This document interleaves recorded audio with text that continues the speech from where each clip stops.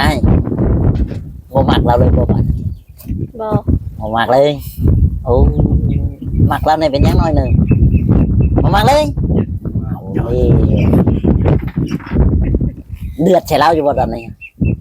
ยากให้อยากให้คือเดือด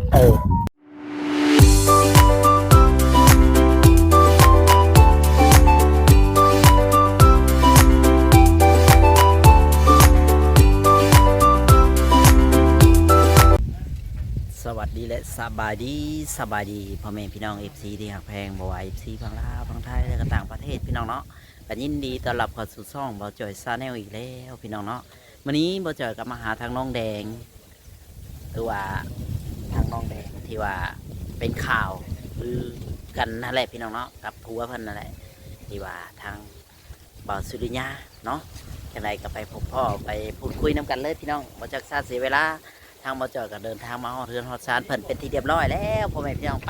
ปเบิ่งไปชมนํกันเลยสวัสดีน้องแดง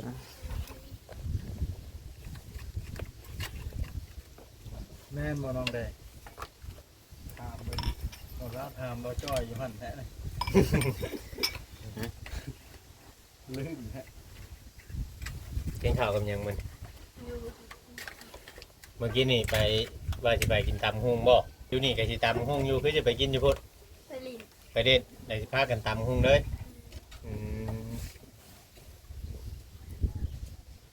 เราคงกินแต่ตำฮุ่งนะอยู่พี่มังฮุ่งลายเนาะบ่จด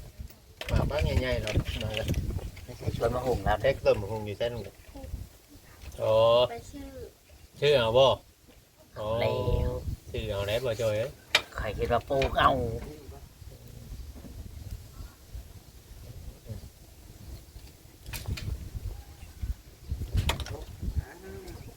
มันเป็นหยัง มันลมพัดไหลเลย ลมอู้โพุ่นนำกันนี่แหล้วก็สมานำกันเนาะ เลยเสียบไม้ก็มาได้ละ ลมบ่ลมแห้งสิ มาได้ยินเสียงน้องแดงคนเราคอยเนาะ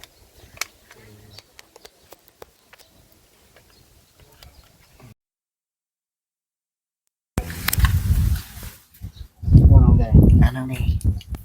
เจ้าบ่ได้อันนั้นบ่บ่ได้โทรหาเราอีกเลยบ่เป็นหยังบ่โทรหา เราก็ไม่ได้โทรมาบ่ ให้บ่จ้อยถามดีกว่าเนาะเสียใจอยู่บ่น้องแดงมันนี่ฮะ บกินฮอดแล้วเนี่ยบ่ มีบ่หนึ่งอย่าง บกินฮอดช้ จะตอบให้เราเห็นเลยในปริญญาคือฮอดสิดอกเฮ้ยตอบบ่คือ ำจากแล้ว แล้วบ่มากแล้ว บัดที่เฮาถามแบบนี้แล้วก็ว่าบกินฮอดแล้วบัดตอนคุยกันนี่ว่ากินฮอดคือเก่าแม่นบ่น้องแดง ก็ว่าสิอย่างเงี้ย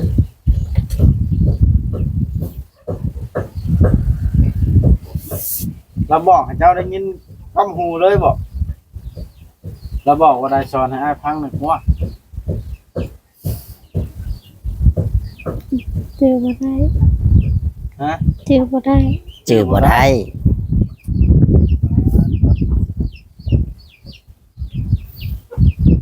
ขอยบ่มีไม้ผู้เดียวมาจอยบ่มีเอาเล่นกับ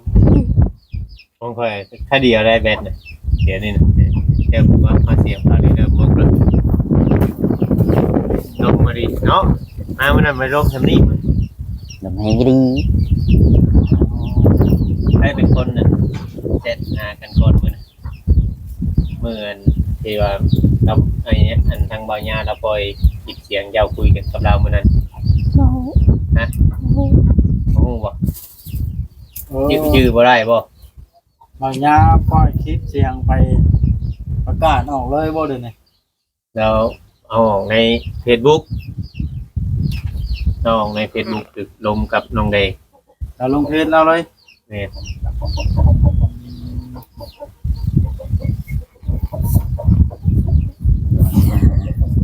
แต่ว่าน้องแดงชื่อบ่ได้ว่าไผลงไผก่อน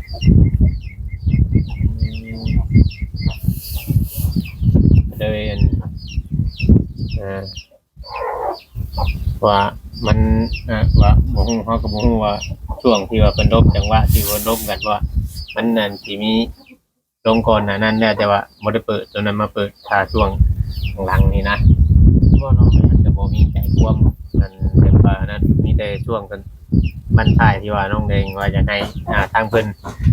ฝากเงินมาอีกบ่จะอยากให้เพิ่นฝากเงินมาอีกบ่จะลมมื้อนั้น เจอบ่ได้ ชื่อบ่ได้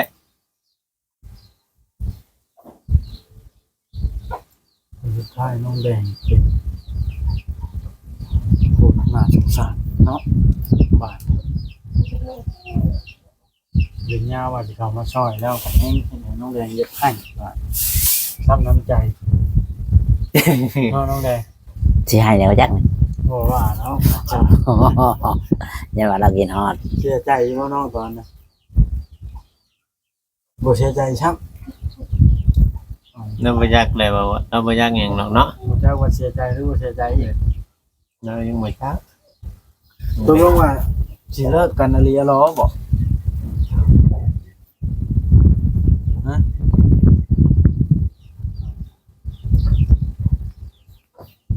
เรายังตัดสินใจบ่ได้นะแม่นบ่ บ่แล้วเราบ่ได้เป็นผู้ตัดสินใจเด้อเดี๋ยวนี้ชุลินยาพุ่นนะ เด้จุลินยาบ่ อืม นั่นนี่ก็บ่ เราเว้ากับเจ้าแบบใดซะ จักไป บ่ได้ร่วมกันจักมื้อแล้ว บ่ฮู้ จำบ่ ก็แต่อันมีอันคิดมีหยังออกไปนี่จะว่าย่านบ่ได้ร่วมกันออกแบบโทรนี่ย่านแบบจับแบบมันอัดกับความเสี่ยงหากันนะชื่อบ่ยักบ่แม่นแม่นบ่ย่านแบบอัดกับความเสี่ยงหากันนะชื่อ ว่าชุลินยาสิเป็นผู้ดึงโมน้องแดงขึ้นจากโศกจากเหตุจากอันความทุกข์ยากแล้วบัดแห้งเฮ็ดให้น้องแดงเสียใจมาเป็นบ่ชุลินยานี่ มักหักแพงเอาหรือว่าเมียตัวเอง เฮ็ดไปเรื่อยๆเนาะ อืม แบบนี้ก็เฮ็ดเป็น เป็นให้จิตไปช่วยผู้ไม่ให้อันน้องแดงเห็นว่าน้องแดงให้เสียความรู้สึกเสียใจแล้วนะน้องแดงเสียใจบอกบ่เสียใจอีกบ่จักหยังมันตี้ข่อยว่าเนาะ เราบ่ฮู้เนี่ย มันค่อยเสียใจได้ข่อยกลัวตัวเองสิไปช่วยผู้ชายผู้อื่นสิบ่ฮักเมียตัวเองเจ้าก็ยังมักลาวอยู่บ่ บ่ บ่มักซ้ำแล้วก็บ่พาเงินให้แล้วเจ้าบ่มักเราเฮ้ย เนาะบ่จ่อยเป็นจะว่าจังได๋ อ๋อบ่มักสิเอา เนี่ย เพราะว่าเจ้ายังมักอยู่หักปากแข็งนี่แหละ จะว่าผิดบ่ บ่เชื่อดอกข่อยผัวเมียบ่มักกันสุรินทร์ญาน่ะเราอยากให้เจ้าสิเด้อเรามักเจ้าอยู่เด้อข่อยว่า โทรได้โทรอยู่บ่มื้อนั้นได้โทรอยู่บ่ บ่ บ่ได้โทรบ่มีแต่อัดกับความเสี่ยงบ่แต่ให้กันนะจะให้เราบ่คือเราให้เจ้า เก็บมาน้องเอง เราบ่จักฮอดให้หรือบ่ให้นะบ่ชัดเอานะ ตอนนี้น้องแดงอยู่ในความมันมึนตอนเราแบบมึนชาแบบว่าเราบ่ฮู้หยังล่ะเราเสียใจแฮงเนาะบ่จ่อยแม่นบ่น้องแดงฮะ บุบบุบบ่าไปอย่างนั้นเลย เดี๋ยวคือว่านั่นนั่นแหละ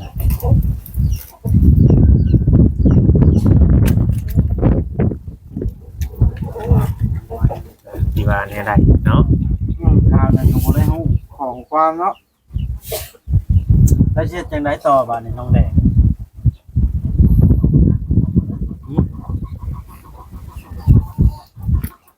ใบสมรสสมหยังเจ้ามีข้างแน่เรียบร้อยบ่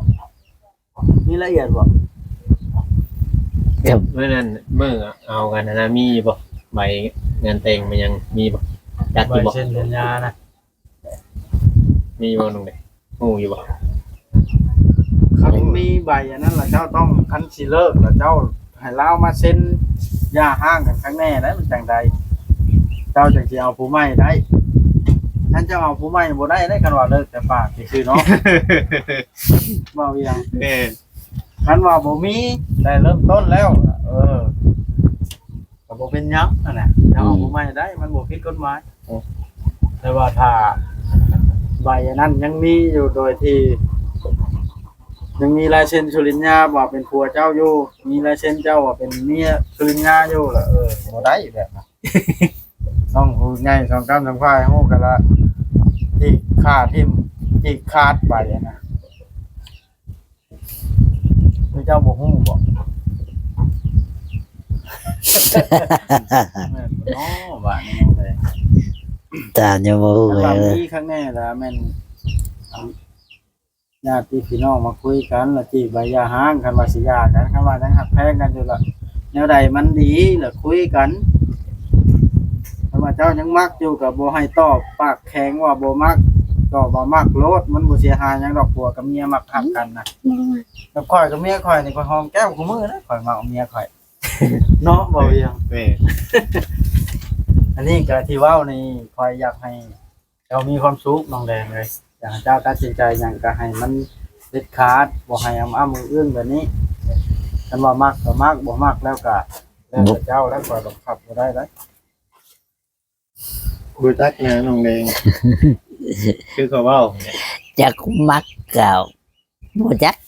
มักบ่มักก็บ่จักเขาว่าละมักอยู่แต่เราหักยันว่าบ่ถือค่ะนะ สุริญญานี่ก็บ่ถือปานใดสำหรับความคิด อืม บ่ถือนะว่าให้กันกับเมียตัวเองเนี่ยไปเขาลงเพชรนะ ให้คนนู้น ให้ ผู้ คน นำบ่ ให้คนฮู้นำบนโลกมันบ่แม่นแนวเด้อใหญ่ก็ อืม ถ้าที่ให้กันเจ้าสิให้คนฮู้นำว่าจะบ่ได้เจ้ากับเมียเจ้า บ่ดี แล้วเนาะ อืม มื้อใดมื้อหนึงดีกันได้สิดิ เมื่อใดเมื่อนั้นกลับคืนดีกันมันก็สิบ่อายมึงว่าซะนะพิจารณานำน้องแดงยังบ่ได้โพสต์ขนาดว่าน้องแดงก็ได้ คนเป็นอยู่บ่คนเป็นอยู่บ่อันเวลาเราคุยมีหยังกันเนี่ยเนาะเฮ็ดเป็นอยู่บ่เฮ็ดบ่เป็นครับ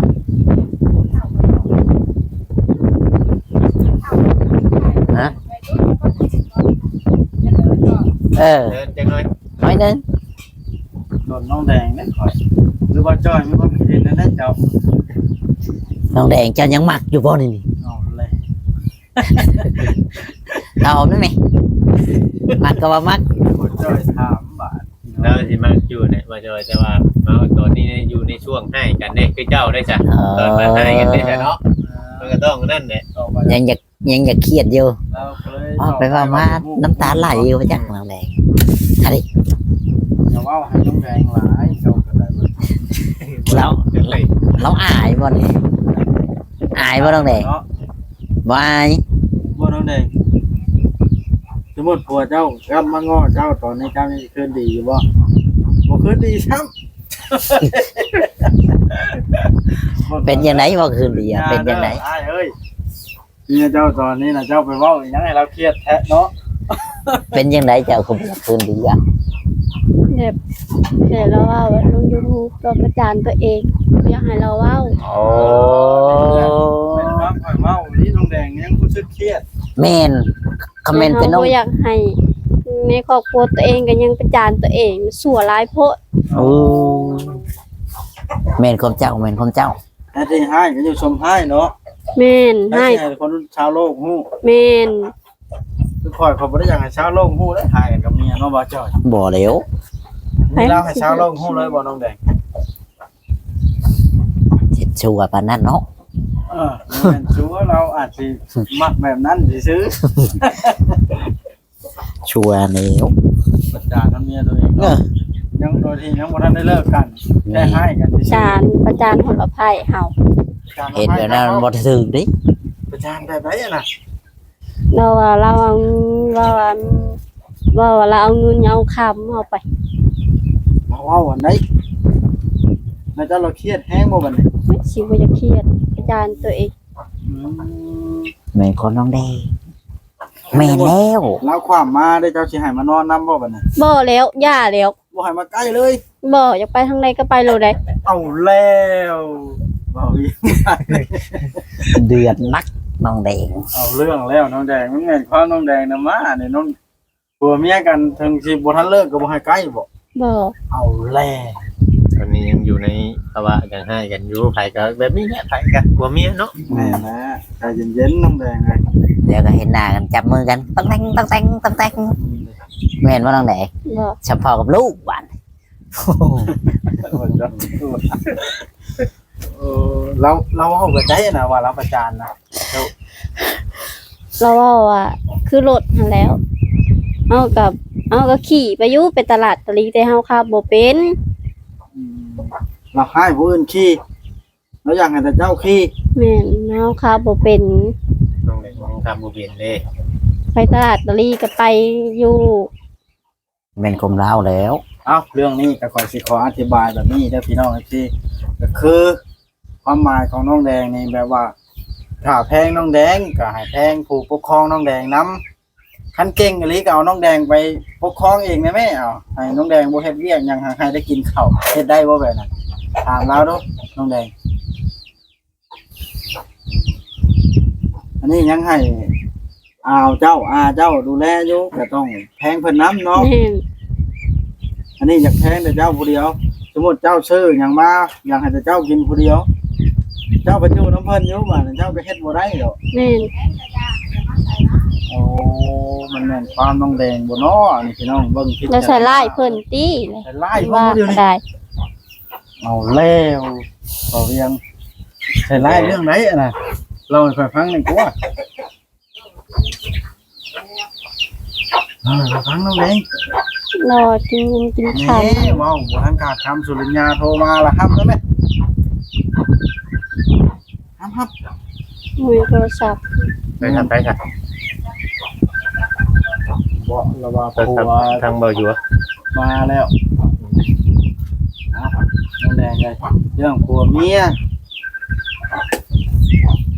บ่ให้แบบบ่ให้เว้าหั่นน่ะบ่ให้เว้าถึงละไผเฮาหั่นน่ะ แม่นของเจ้า ไปใช้เพิ่นก็ให้ไปเพิ่นบ่ได้ขัดขวางหรอก เด้อพยาเลยถ้ายังหักแพงมักเมียอยู่ก็ให้มาพูดคุยกันกับเมีย2 ต่อ 2ครับคุยกับเมียเจ้าตรงโลดว่าเฮ็ดจังไดก็ได้เพราะว่าคันผ่านคุยผ่านผู้อื่นมันสิบ่คือคุยด้วยตัวเองได้เนาะ แม่นหั่นแล้วคุยกับป้ากับลุงกับน้าบ่าวน้าสาวใช่ไหมต้องไปเท่า ผ่านบางทีปากบ่ตรงกับใจก็มีบางทีคันเจ้ามาถามยังมักคอยอยู่บ่เราสิตอบเจ้าว่ามักแต่มีอันนี้คอยถามแทนนี่มันบ่คือเนาะเราบ่กล้าเราจะกลายบ่เวียงเดี๋ยวนี้ความหมายนะเนาะ แม่นบ่น้องแดง โยมมันแบบนี้เด้คนมันบ่ได้ตอบความจริงได้สมมุติว่าว่าจอยเจ้าทื่นเมียจักเทื่อแบบนี้เอาความหมายบ่ได้ทื่นแล้วตอบโมแท้จริงทื่นอยู่นั่นนะ ว้าว แม่นบ่ว่าจอ ปล่อย ย